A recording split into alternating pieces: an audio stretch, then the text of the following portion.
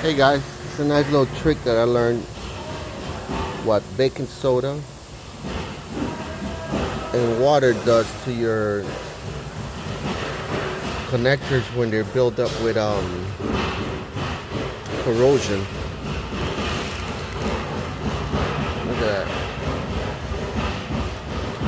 The easy and safest way to clean your batteries and your connectors.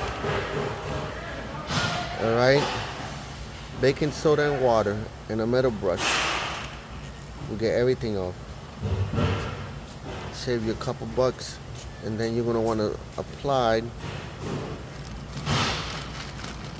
some dielectric grease, any of the components that conduct electricity. Like and subscribe.